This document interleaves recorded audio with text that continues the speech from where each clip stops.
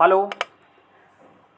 आइए आज हम ये सुंदर सी अपनी क्वेश्चन के साथ अपने सेशन को स्टार्ट करते हैं। जो ऑनलाइनर साइंस क्वेश्चन है, 1 नंबर क्वेश्चन से हम शुरू करते हैं। 1 नंबर क्वेश्चन क्या कर रहा है, तारे टिमटिमाते हैं। यानी कि तारे क्यों टिमटिमाते हैं, तो ये प्रकाश के अपवर्तन के कारण तारे टिमटिमाते हैं। यानी कि तारे का टिमटिमाने का कारण क्या है, प्रकाश का अपवर्तन। उसके बाद आइए 2 नंबर क्वेश्चन देखते हैं। 2 नंबर क्वेश्चन क्या कह रहा है, 2 नंबर क्वेश्चन कह रहा है रेटिना पर बना प्रतिबिंब होता है। यानी कि जो मानव का जो रेटिना होता है उस पर जो प्रतिबिंब बनता है, कैसा प्रतिबिंब बनता है, ये वास्तविक, उल्टा तथा वस्तु से छोटा बनता है। यानी कि मानव आँख पर जो ये प्रतिबिंब बनता है, कैसा, वास्तविक, उल्टा तथा वस्तु से छोटा। उसके बाद ये 3 नंबर क्वेश्चन देखते हैं। 3 नंबर क्वेश्चन क्या कह रहा है, समतल दर्पण में बना प्रतिबिंब होता है। यानी कि समतल दर्पण में कैसा प्रतिबिंब बनता है, ये काल्पनिक वस्तु के बराबर तथा सीधा बनता है। कैसा बनता है, काल्पनिक बनता है, वस्तु के बराबर तथा सीधा बनता है।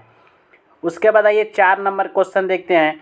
प्रकाश का सबसे अच्छा परावर्तक किसे माना जाता है, तो प्रकाश का सबसे अच्छा परावर्तक किसे माना जाता है, तो ये समतल दर्पण को माना जाता है। यानी कि प्रकाश का सबसे अच्छा परावर्तक किसे मानेंगे, तो समतल दर्पण को मानते हैं। उसके बाद आइए 5 नंबर क्वेश्चन देखते हैं। 5 नंबर क्वेश्चन क्या कर रहा है, बहुत ही अच्छा क्वेश्चन है ये। 2 समानांतर दर्पण के बीच रखी वस्तु का प्रतिबिंब बनता है। यानी कि कितना बनता है, तो ये अनंत बनता है। यानी कि जब 2 समानांतर दर्पण के बीच माने मतलब जो ये वस्तु का प्रतिबिंब बनता है, कितना बनता है, ये अनंत बनता है।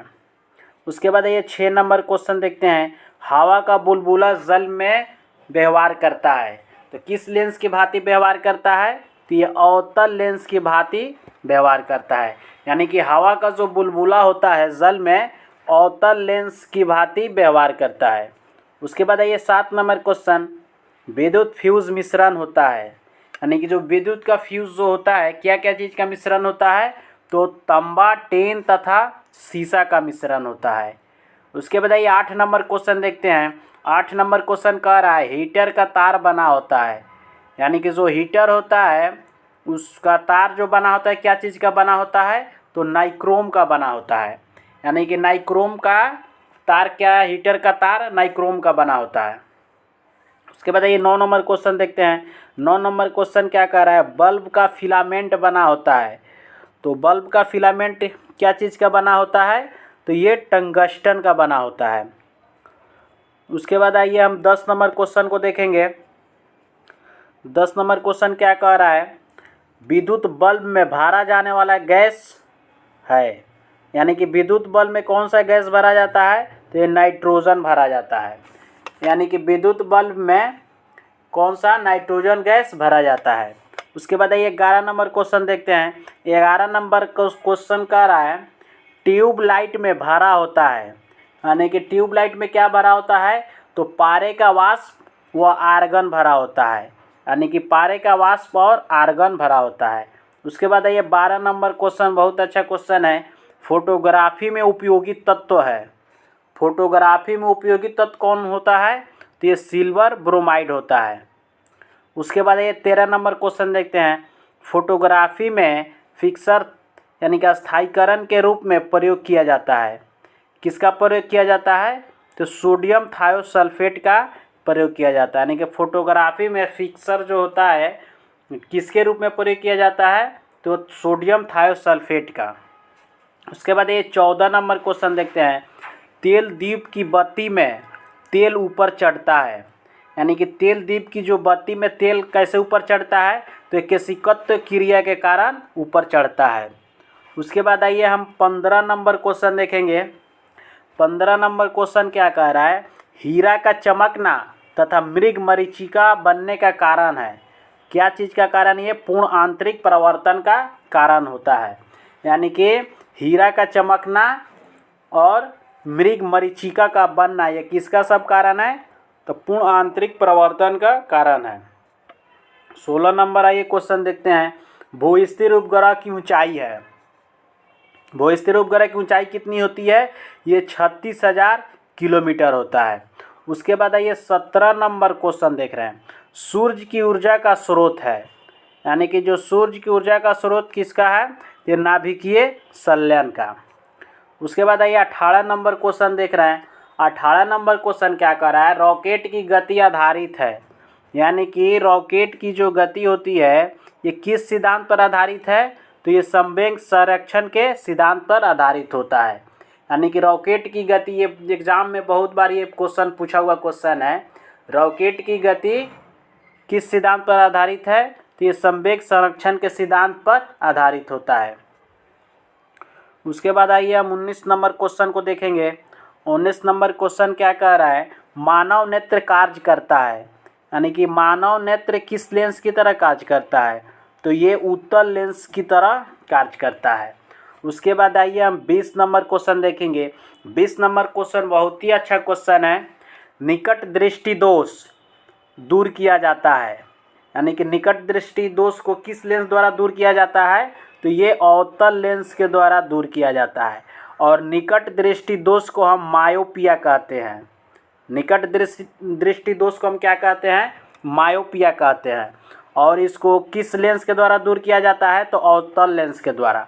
उसके बाद आइए 21 नंबर क्वेश्चन देख रहे हैं। निकट दृष्टि दोष का कारण है, यानी कि निकट दृष्टि दोष होने का क्या कारण है? तो नेत्र लेंस का मोटा तथा फोकस दूरी कम हो जाना है। यानी कि इसमें क्या होता है? नेत्र लेंस जो होता है वो मोटा हो जाता है और फोकस दूरी जो होती है वो कम हो जाती है।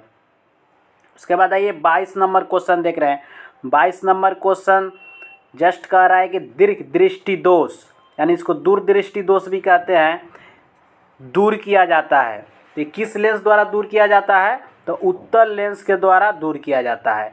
यानी कि निकट दृष्टि दोष अवतल लेंस के द्वारा और दूर दृष्टि दोष उत्तल लेंस के द्वारा दूर किया जाता है। और दीर्घ दृष्टि दोष को हम क्या कहते हैं? हाइपरमेट्रोपिया भी कहते हैं। ठीक है। उसके बाद आइए हम 23 नंबर क्वेश्चन देखते हैं। परमाणु बम सिद्धांत आधारित है, यानी कि जो ये परमाणु बम का सिद्धांत है ये किस पे आधारित है? ये परमाणु बम का सिद्धांत जो है वो नाभिकीय विखंडन पर आधारित है। यानी कि परमाणु बम का सिद्धांत जो आधारित है किस पे है? नाभिकीय विखंडन पर आधारित है। उसके बाद ये 24 नंबर क्वेश्चन देखते हैं। हाइड्रोजन बम का सिद्धांत आधारित है, यानी कि जो हाइड्रोजन बम सिद्धांत किस पर आधारित है? ये नाभिकीय संलयन पर आधारित है। उसके बाद ये 25 नंबर क्वेश्चन देखते हैं। 25 नंबर क्वेश्चन क्या कर रहा है? ग्रीन हाउस प्रभाव गैस है। ग्रीन हाउस प्रभाव कौन सा है? ये कार्बन डाइऑक्साइड जो होता है वो ग्रीन हाउस प्रभाव गैस होता है। उसके बाद ये 26 नंबर क्वेश्चन देखते हैं। दाढ़ी बनाने तथा आँख, नाक, कान की जांच में प्रयोग किया जाता है। यानी कि जो दाढ़ी बनाते हैं उसके बाद आँख, कान, नाक ये सब जांच के लिए कौन सा दर्पण का प्रयोग किया जाता है? तो ये अवतल दर्पण का प्रयोग किया जाता है। उसके बाद आइए हम 27 नंबर क्वेश्चन देखते हैं। 27 नंबर क्वेश्चन क्या कर रहा है? नाभिकीय विखंडन में प्रयुक्त होता है, यानी कि नाभिकीय विखंडन में क्या प्रयुक्त होता है? तो न्यूट्रॉन होता है। उसके बाद ये 28 नंबर क्वेश्चन क्या कह रहा है? 28 नंबर क्वेश्चन क्या कह रहा है? ये द्रव अवस्था में पाया जाने वाला धातु है। तो द्रव अवस्था में कौन सा धातु पाया जाता है? तो पारा, यानी कि पारा जो है वो द्रव अवस्था में पाया जाता है। उसके बाद ये जस्ट हम 29 नंबर क्वेश्चन देखते हैं। 29 नंबर क्वेश्चन क्या कर रहा है? द्रव के रूप में पाया जाने वाला एकमात्र अधातु है। यहाँ धातु दिया है और ये अधातु, तो अधातु क्या हो जाएगा? ये ब्रोमीन हो जाएगा। और द्रव अवस्था में पाया जाने वाला धातु कौन सा होगा? तो ये पारा होगा। उसके बाद आइए हम 30 नंबर क्वेश्चन देखते हैं। 30 नंबर क्वेश्चन क्या कह रहा है? विद्युत धारा मापी जाती है, यानी कि जो विद्युत इलेक्ट्रिक करंट होता है किससे मापी जाती है? ये आममीटर से मापा जाता है। उसके बाद आइए 31 नंबर हम क्वेश्चन देख रहे हैं। ये बहुत ही अच्छा क्वेश्चन है, ये सब ऑप्शन के साथ पूछता है। देखिए, कार्य, ऊर्जा, ताप, समय, चाल ये सब राशियाँ है। तो कौन सी राशि है? ये अदिश राशि है। यानी कि कार्य, ऊर्जा, ताप, समय, चाल, ये सब अदिश राशि है। अदिश राशि का क्या होता है? अदिश राशि वो होता है मतलब जिसमें केवल परिमाण हो। और जस्ट यहाँ 32 नंबर एक क्वेश्चन देखते हैं, त्वरण, बल, विस्थापन, संवेग, ये सब राशियाँ है। तो ये कौन राशि है? ये सदिश राशि होती है। यानी कि सदिश राशि जिसमें दिशा और परिमाण दोनों होता है, और अदिश राशि में दिशा नहीं होता है, केवल परिमाण होता है, यानी कि वो अदिश है। और जिसमें दिशा भी हो यानी कि किसी निश्चित दिशा में, तो उसी को हम सदिश राशि कहेंगे। उसके बाद आइए हम जस्ट उसके बाद 33 नंबर क्वेश्चन देखते हैं।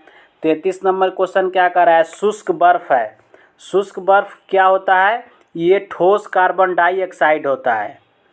यानी कि शुष्क बर्फ क्या है? तो ये ठोस कार्बन डाइऑक्साइड है।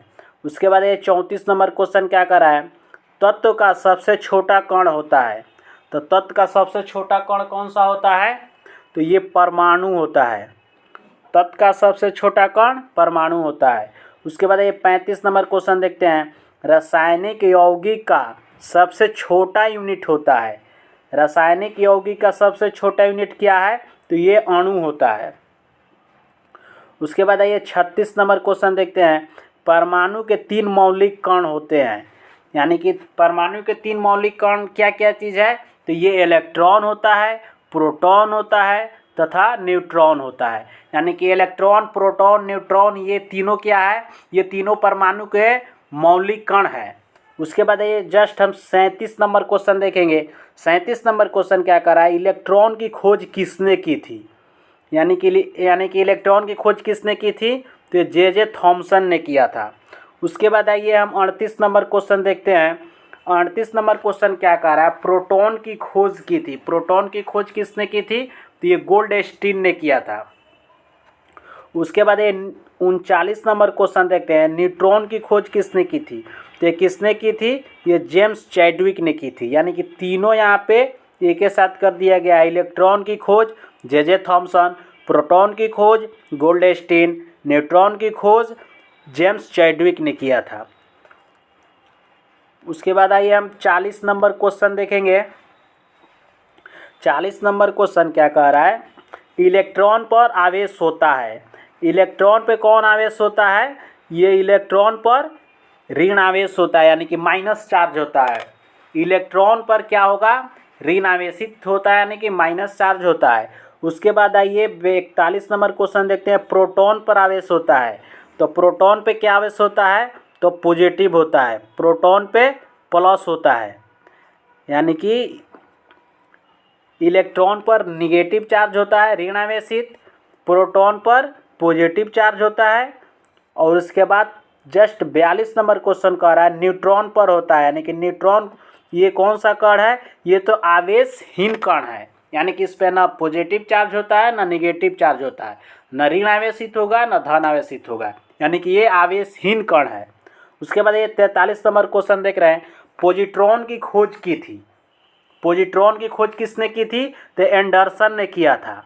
यानी कि पॉजिट्रॉन की खोज एंडरसन ने किया था। उसके बाद ये 44 नंबर क्वेश्चन देखते हैं। इलेक्ट्रॉन त्यागने एवं ग्रहण करने की प्रवृत्ति कहलाती है। यानी कि इलेक्ट्रॉन त्यागने और ग्रहण करने की प्रवृत्ति क्या है? तो ये होती है ऑक्सीकरण एवं अवकरण। यानी कि ऑक्सीडेशन एवं रिडक्शन होता है।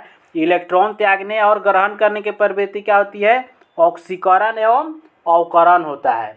उसके बाद आइए हम 45 नंबर क्वेश्चन देखते हैं। प्रोटॉन का ये यहाँ पे भार होगा, भाव हो गया। प्रोटॉन का भार इलेक्ट्रॉन के भार का कितना गुना होता है? तो प्रोटॉन का भार इलेक्ट्रॉन का भार का कितना गुना होता है? तो ये 1840 गुना होता है। उसके बाद आइए हम 46 नंबर क्वेश्चन देख रहे हैं। 46 नंबर क्वेश्चन कह रहा है विद्युत अपघटन में ऑक्सीकरण होता है। यानी कि विद्युत अपघटन में ऑक्सीकरण किस पर होता है? तो ये एनोड पर होता है। यानी कि विद्युत अपघटन में ऑक्सीकरण एनोड पर होता है। उसके बाद आइए हम 47 नंबर क्वेश्चन देखते हैं। 47 नंबर क्वेश्चन क्या कर रहा है? परमाणु के नाभिक की खोज की थी।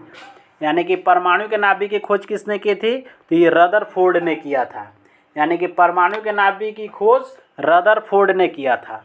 उसके बाद आइए 48 नंबर हम क्वेश्चन देख रहे हैं, 48 नंबर, परमाणु के नाभिक में होते हैं। तो परमाणु के नाभिक में क्या क्या होता है, ये प्रोटॉन और न्यूट्रॉन होता है, यानी कि इसको आप ऐसे याद करेंगे P+N, यानी कि प्रोटॉन प्लस न्यूट्रॉन, P+N, यानी कि प्रकाश नारायण भी P+N से याद रहेगा। यानी कि प्रोटॉन के नाभिक में क्या क्या होता है, प्रोटॉन होता है और न्यूट्रॉन होता है। उसके बाद ये 49 नंबर क्वेश्चन क्या कह रहा है, 49 नंबर क्वेश्चन कह रहा है, एक तत्व के परमाणु में प्रोटॉन या इलेक्ट्रॉन की संख्या कहलाती है। यानी कि प्रोटॉन या इलेक्ट्रॉन की संख्या क्या क्या कहलाती है, यही परमाणु संख्या कहलाती है, एटॉमिक नंबर। यानी कि परमाणु संख्या क्या कहलाती है, तो एक तत्व के परमाणु में प्रोटॉन और इलेक्ट्रॉन की संख्या ही परमाणु संख्या कहलाती है। ठीक है। उसके बाद ये 50 नंबर क्वेश्चन देखते हैं। 50 नंबर क्वेश्चन क्या कह रहा है, ऐसे परमाणु जिनके परमाणु क्रमांक समान तथा द्रव्यमान संख्या भिन्न भिन्न होती है तो कहलाता है, क्या कहलाता है, ये समस्थानिक कहलाता है। यानी कि जिसके परमाणु क्रमांक समान होती है और द्रव्यमान संख्या भिन्न भिन्न होती है तो ये क्या कहलाता है, समस्थानिक कहलाता है। उसके बाद ये 51 नंबर क्वेश्चन क्या कह रहा है, ऐसे परमाणु जिनकी द्रव्यमान संख्या समान परंतु परमाणु संख्या भिन्न भिन्न होती है। यहाँ पे परमाणु संख्या समान था और यहाँ पे परमाणु संख्या भिन्न भिन्न था। यहाँ पे द्रव्यमान संख्या समान और यहाँ पे द्रव्यमान संख्या भिन्न भिन्न था। तो ऐसे हम समझेंगे, दोनों के एक ही जगह क्वेश्चन कर दिया गया है। यानी कि जिसकी परमाणु संख्या समान होगी परंतु द्रव्यमान संख्या भिन्न भिन्न होगी वो समस्थानिक कहलाएगा, और जिसकी द्रव्यमान संख्या समान होगी और परमाणु संख्या भिन्न भिन्न होगी तो वो समभारिक कहलाता है। ये हर एग्जाम में पूछा जाता है, ये क्वेश्चन हर एग्जाम में पूछा जाने वाला ये क्वेश्चन है।